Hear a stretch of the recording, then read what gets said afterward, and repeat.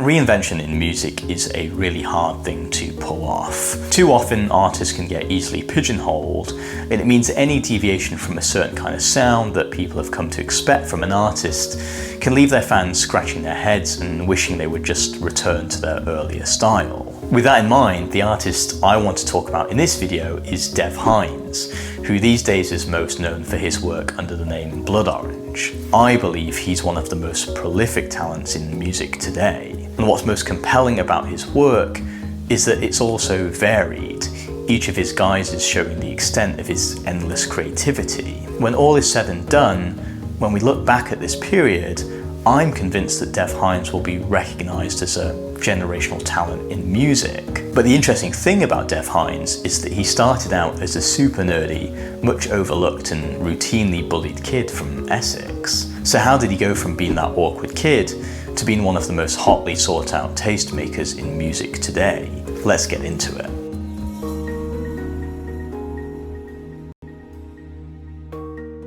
If we want to understand the vertiginous heights that Dev Hynes has reached today, we should go back to the start and see just how steeped he was in music growing up. Hynes' mother was Guyanese and worked as a nurse, and his father was from Sierra Leone and worked as a manager.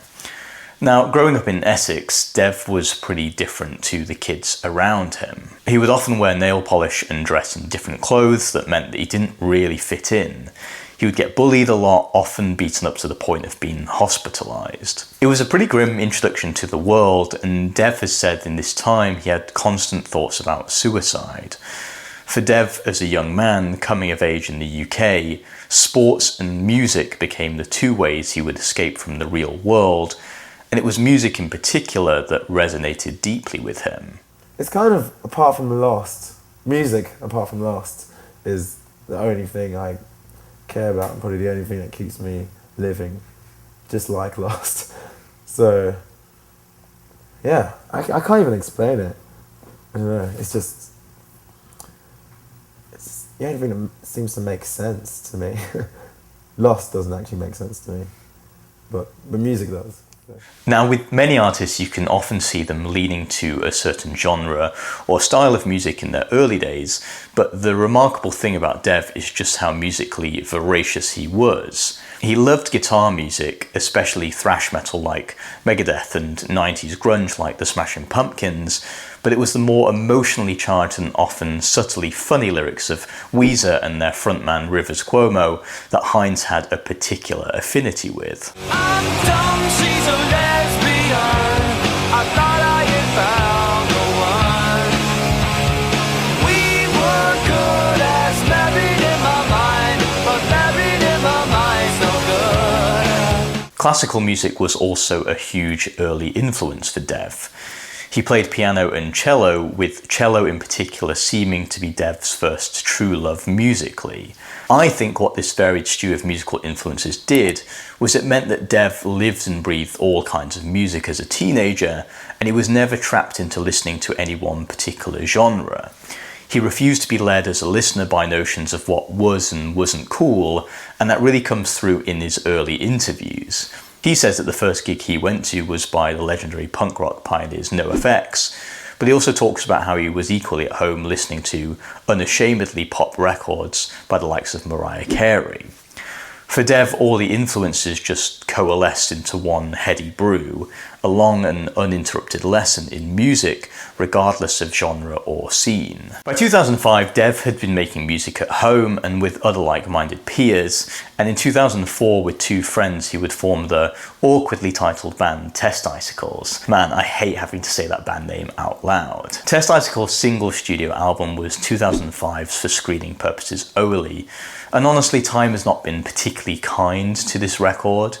It's kind of easy to understand why as well. The album sound is impossible to pin down, and the record skittishly jumps about, spasmodically hurtling from genre to genre, and often spurning melody and hooks in favour of a more scrappy and eccentric approach. What this record does do, however, is to give an insight into the sheer variety of styles that the band were digging, whether that be thrash, four to the floor indie disco, or even screamo. Though Test Icicles were very much a band effort, the songs give an insight into Hynes' early refusal to be hemmed in according to genre expectations. Street lamps have feeding my stomach up way too much in the night air as it's filling my head way above anything else. By early 2006, the band had split up, and honestly, that's no bad thing. Though Test Icicles were undeniably fizzing with musical ideas, they were also very clearly a band spilling over with the puerile and hormonal energy of three lads barely out of their teens. I mean, they had a B-side called Seaman on the Stepladder, for Christ's sake. Honestly, let's just say thank God Dev's career didn't end with Test Icicles. From out of the trash punk wreckage of Test Icicles came Dev's first official solo music project, Lightspeed Champion, so called after a comic that Dev used to draw as a teenager. The name originally was a character in a comic I used to draw when I was about 13. There was this guy that lived on a maths-based planet and would battle people and solve things through kind of maths equations. Okay, so naming a musical project after a mathematically inclined superhero is a choice, and it certainly fits into the twee aesthetic that was all the rage in the noughties. But honestly, I think that name and Dev's fey and kooky image at the time obscures just how interesting the music actually was. Take Lightspeed Champion's 2008 debut, Falling Off the Lavender Bridge. Gone are the erratic, ultra-distorted guitars that characterise Test Icicles, and instead on this record, Dev leans into the sound of country. Dev has said at the time he was inspired by the works of Stevie Nicks and Lindsey Buckingham, and honestly this record does an interesting job of combining the twangy instrumentation of Americana whilst layering over it with a humour that felt distinctly British in its self-deprecation. Take the song Everyone I Know Is Listening to Crunk, for example, which borrows the pretty guitars of American country music, but relocates them kicking and screaming to East London as Hynes implores a lover to take him out on a cinema date to see a scary movie. Kiss me and comfort me, my sweet. Take me to the Genesis to see so free. I've always thought this record's production gives an early insight into how ambitious Dev was as an artist. Listen to the track Dry Lips, for example, a song whose background orchestral flourishes provide an ornate palette over which Dev sings about the burning sense of humiliation after the end of a relationship. Disquieting preoccupation, the keys to a nightmare which I take and make sure I watch daily. This required a careful touch and a swinging chain. Put the salty water in my broken rooms. In 2010, Dev would release the follow-up record to Lavender Bridge called Life is Sweet, Nice to Meet You. In my eyes, that album generally feels a little more disjointed than its predecessor, and that's largely because it seems Dev was growing a little bored with the project and seeing it more as a vehicle to do things that were exciting him musically rather than trying to sell records. Hynes has said at the time he was listening a lot to the British composer Michael Nyman and was trying to recreate the filmic quality of his scores. On the album, you can see that influence coming through in the record's many classical interludes, or on the song The Big Guns of Highsmith, which combines layers of tracked piano with a traditional Greek chorus to evoke the melodrama of Dev's lyrics. Has to be the one who's always feeling sad. I'll just stop complaining. I'll just stop complaining. Love is all I've got.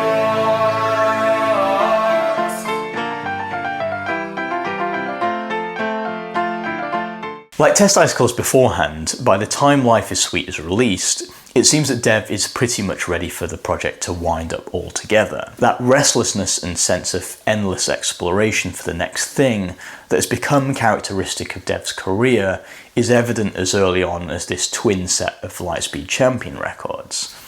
In a time where CDs were still dominant, you can see Dev impatiently outgrowing the idea that music should be pinned entirely around album cycles. Now, I was a big fan of Lightspeed Champion during this time, and I remember that Dev had a pretty no-frills YouTube channel where he would put out updates from the studio as he was recording, as well as off-the-cuff songs or even just song sketches. I remember he would have this insane level of productivity, writing and recording albums in a day, and almost releasing the music as an afterthought, never to visit it again. Like one of his all-time idols, Prince, I'm sure somewhere Dev has a huge backlog of never-released music that will never ever see the light of day. And it marks Dev out as this insatiable artist, often making music for the sheer love of the creative process, rather than feeling obligated to put out new stuff purely to keep his fans happy. In 2011, Dev put out his first album under a new name, Blood Orange. That album was called Coastal Groove, and it's probably the least impressive of all of his records under the name Blood Orange. It's perfectly understandable as well. Dev at this point was still in his early 20s, and he's already put out 3 studio albums under 2 different names, and you can see he uses this first record as Blood Orange to find a new sense of musical direction. Coastal Grooves is unique in that the album is just Dev Hynes himself. There are no musical collaborators on the record, no guest features, and as a result it has a very stripped back, almost private sound, the songs almost sounding like demos that have been given a quick once-over before being thrust into the light of day. That said, the record's title is Coastal Grooves, and it's pretty apt. You can hear Dev leaning much more into the groove and feel of songs, even if often those grooves are just built around layered guitars and a pared back drum backbeat. What's in this for me? Just get the funk out of my house and stay in your own. Thematically, you can also hear Dev leaning more into writing about the world around him. By this point, Dev had moved from England to live in New York City, and he was immersed in a lot of the subcultures that make up so much of the eclectic lifeblood of the city. He had watched the 1990 documentary Paris is Burning, which chronicled the 1980s ballroom and voguing culture of queer New York, and he'd been deeply affected by it. Dev has said that a lot of this first record was inspired by understanding the point where he'd come to in his life, and it seems that Dev was drawing a line between his experience as a young black man in England, who was often made to feel ashamed for his difference, whereas in New York there is a celebration of difference and especially queer and alternative culture, and that celebration was especially represented in a documentary like Paris is Burning. In a nod to the influence of the film on the record, the artwork of Coastal Grooves features a photograph of a young trans model called Exotica, a figure who died of AIDS at the age of 30, passing away well before their time, just like so many of the subjects of Paris is Burning. In between Coastal Grooves and his next record as Blood Orange, you almost notice a gear shift in the way that Dev approaches his music. It's almost like 4 records in, he feels a sense of staying power, like he actually has the license to lean into making music on his own terms, and he can actually make a career out of this as well. So in this interstitial period in between albums, you start to see the emergence of Dev as a producer on other artists' records. In 2012, he produced a huge track for Sky Ferreira called Everything is Embarrassing, but perhaps his big kingmaker moment comes on working with Solange Knowles on her EP True. That True EP contains so many hallmarks of what you could easily characterise as the Blood Orange / Dev Hynes sound. There's a synthetic but soothing backbeat, chords on vintage synths that create this kind of sluggish and languid mood, often overlaid with a sense of dull melancholy and longing in the lyrics. But despite all those elements, the songs still have the kind of rhythmic momentum similar to a disco song as if beamed straight from Studio 54 in the 1970s. Remember when you missed me? We'd accidentally meet purposely. Convinced that we were meant to be. Convinced myself you love me. All All of this production work paved the way for Cupid Deluxe, Hynes' second album as Blood Orange. Immediately it feels much more a kind of coherent statement as an artist, even though the record switches seemingly every track in terms of style and groove. Now personally, this is the record that really confirmed to me the talent of Dev Hynes, and the reason I gravitated to this album so much is because it's just stuffed full of musical ideas that are endlessly surprising, but at the same time never feel put on. The songs blend together so naturally, and that's largely because I think Dev understands so much how the sequencing of songs on an album can take the listener on a journey. Every Blood Orange album that I make, the track listing is insanely worked on. I'm like writing to a track list. Like I know how I want it to feel like 10 minutes in, I know how I want it to feel 20 minutes in. And I'm working like that.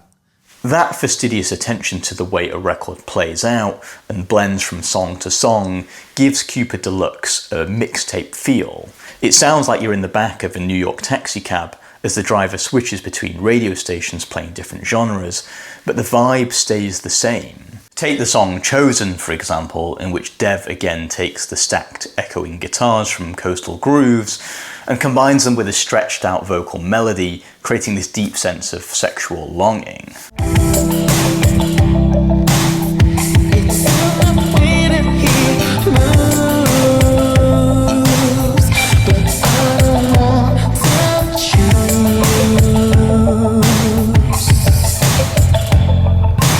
That song quickly gives way to possibly my favourite track from the record, Clipped On, which foregrounds this great rapid-fire rap by Despot, whilst this drum machine beat and plaintive synth lines play beneath the vocal line. Devil barely in the dress, painting the town red. I'm watching it dry while I wait to take her to bed. I'm bored out my mind and my table paying the rent. By the time I take care of the check, she be moist as a towelette. Perhaps more than anything, this record shows just what an ear Dev has for seeking out collaborators that really enhance the songs. This album is, after all, chock full of collaborators. People like the Dirty Projector's Dave Longstreth, Chairlift's Caroline Polachek, the British grime MC Skepta, all of them used in an exciting way on this album, and yet it sonically still feels tied together by a common mood of wistfulness and longing, a mood that's now becoming kind of trademark for Hynes. In 2016, Dev Hynes released Freetown Sound, the third record under the Blood Orange name. Now by this point you can sense that Dev is leaning much more into the political and confronting aspects of his reality that bear down on him every day as a young black man in America. On the song Hands Up, for example, in a deceptively smooth and mellifluous vocal line, he talks about how he has to change his behaviour every day so that it's more acceptable to people around him. He talks about having to keep his hood off whilst walking down the street so as not to appear a threat to others, and likens his experience as having to sleep with the lights on, always jittery that his very existence can be called into question overnight. Underneath his vocal line, a backup vocal intones, "Hands up, get up," mimicking the line that would be familiar to many young black men profiled by overly militant police.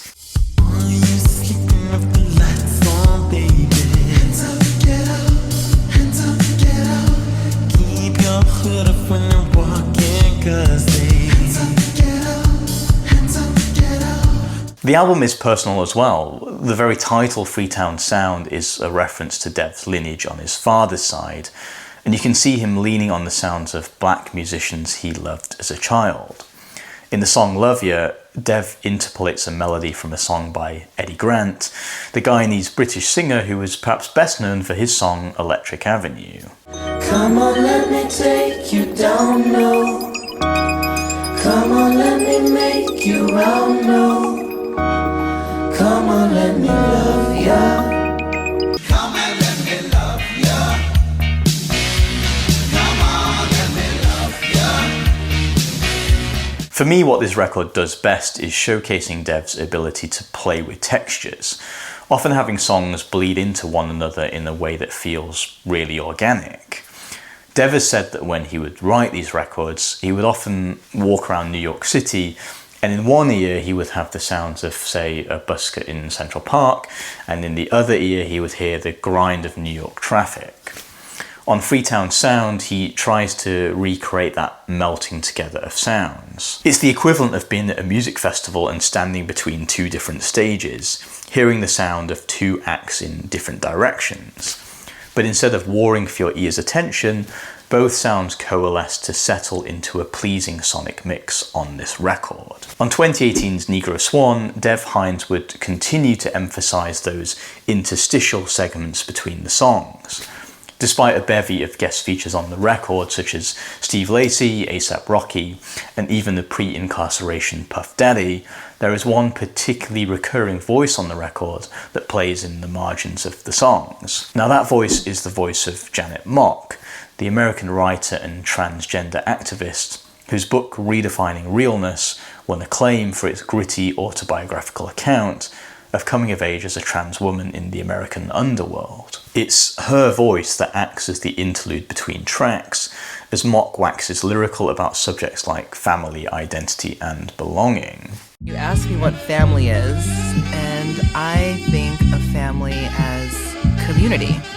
I think of the spaces where you don't have to shrink yourself, where you don't have to pretend or to perform. You can fully show up and be vulnerable and in silence, completely empty, and that's completely enough.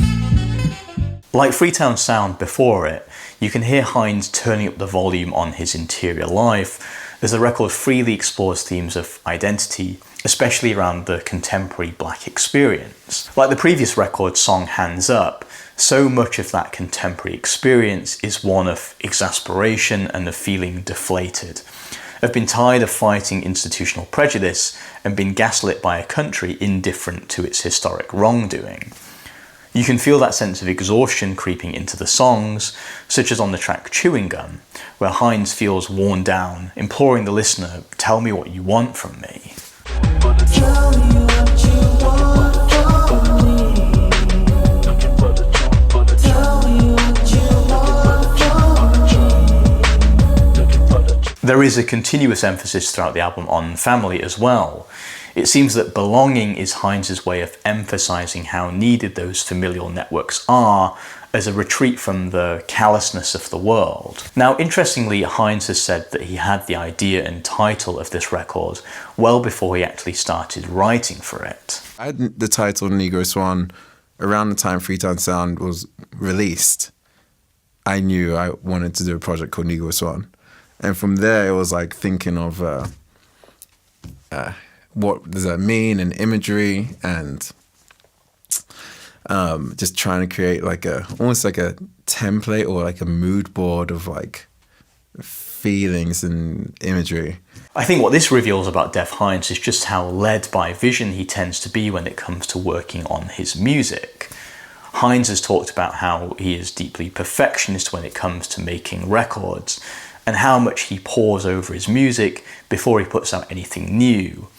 And that tightly curated approach can be seen in the way that Hynes weaves in songs from his past, putting his own new touch on them to make them his own. It's like every reference is deliberated over and over, drawing a continuous thread between records and musical projects, like Hynes had done already by revisiting that Eddie Grant track, for example, on Freetown Sound.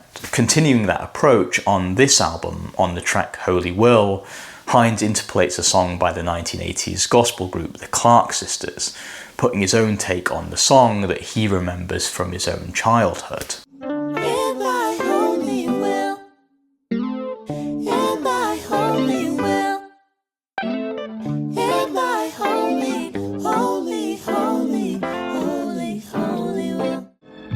In thy holy will, in thy holy, holy, holy will. In fact, memory and remembrance generally seem to be on Dev's mind a lot more on this album. On the album's opener, Orlando, Hynes remembers his school days growing up and being bashed about as a child, his face smashed into the playground gravel by school bullies. 16 and old, confusing knowing that it's different, he wants to give in.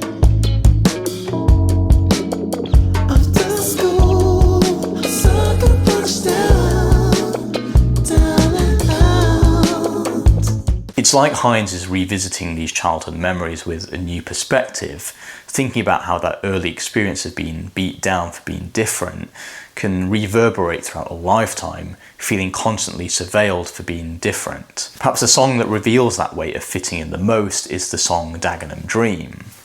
It's an unusually direct song, recounting the story of how after one particularly bad beating at school, Hynes changed up his appearance, cutting his long hair and shaving a line into his eyebrow in order to look harder. Despite the more macho appearance, Hynes still feels he doesn't fit in, and his only escape is his love of skateboarding when he gets away from school.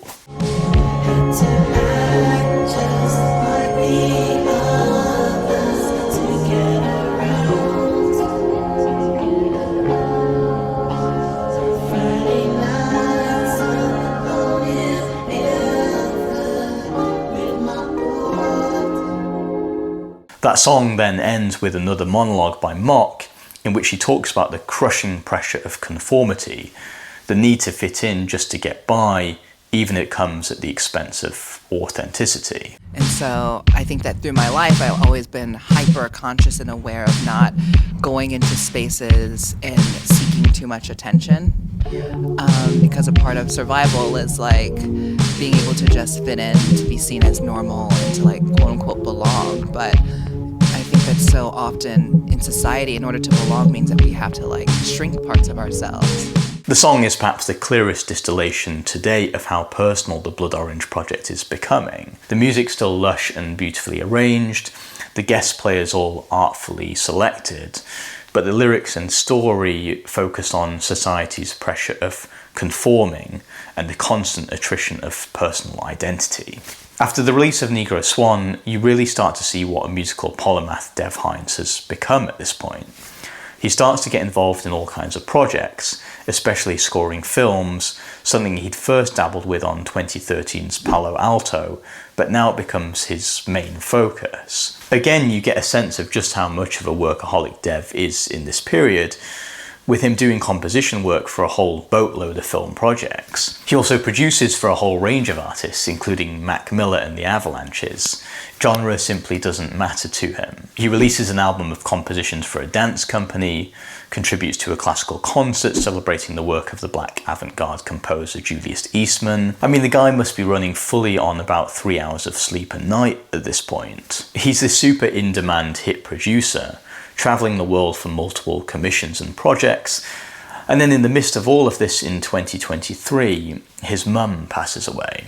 2025's Essex Honey is the album made in the aftermath of that profound shift in Dev's life, a meditation on what it means to lose a parent and what it means to revisit home now that it's lost what made it home in the first place.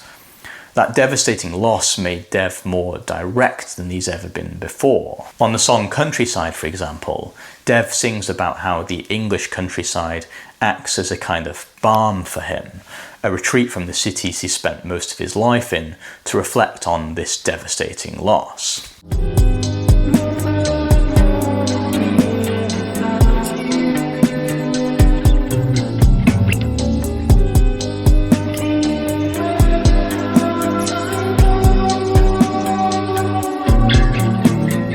This is an album full of reflection and space, with many of the lyrics dwelling on death, how time takes on a warped form after the passing of a loved one, and the absurdity of continuing with everyday life after that loss. You can also feel quite strongly the sound of Dev returning home on this record. Whilst his previous albums under the Blood Orange name are rooted in the plurality and the cosmopolitan influence of New York City, this record feels like a return to home, the peripheral parts of London that had been so troubling to Hynes growing up. On the song The Last of England, Hynes references Ilford, his hometown, and the Elizabeth line that cuts across London, its track running like an artery across the city.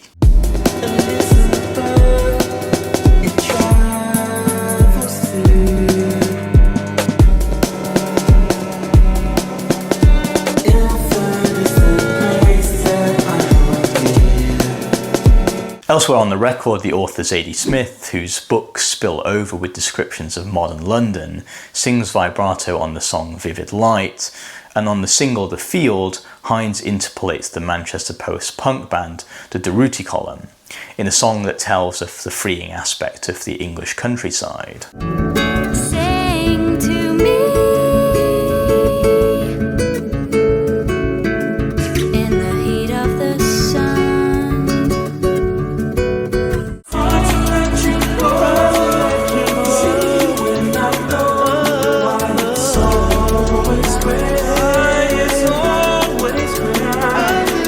To me, Essex Honey is a quieter record than other albums Dev has released under Blood Orange, full of space and ambience, foregrounding Hynes' grief and personal memory in a way that wasn't as central on previous records.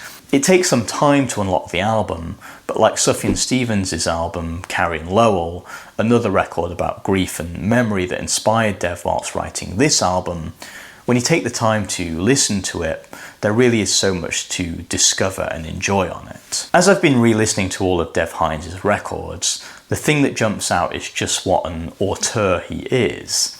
Though across his discography, Dev has jumped from antic disco punk to baroque pop to classical composition and soundtracking, and finally settling on the melange of styles and voices that have characterised his work as Blood Orange, his sound always feels uniquely his own. In a time of endless content constantly competing for your attention, and when artists are more ready than ever to compromise their creative voice to chase virality, Dev's constant focus on the use of mood and subtle textures in his music feels like an act of rebellion. He is a true album artist.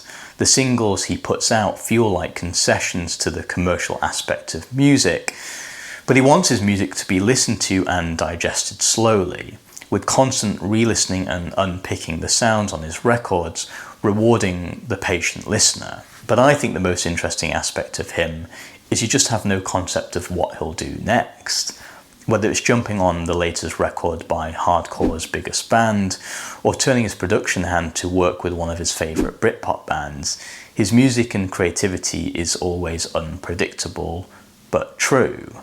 As a huge fan of his work, it's a very exciting thing to watch, and I can't wait to see what he'll go on to do next. Thanks for checking out this discography breakdown. If you enjoyed this video, you might also enjoy my dissection of Sade's back catalogue. In that video, I go deep on the band's discography, picking out my favourite deep cuts from the band's output and drawing lyrical themes of the albums together. You can check that video out here. To support the channel, please take the chance to like and subscribe, and as always, I'll catch you in the next video.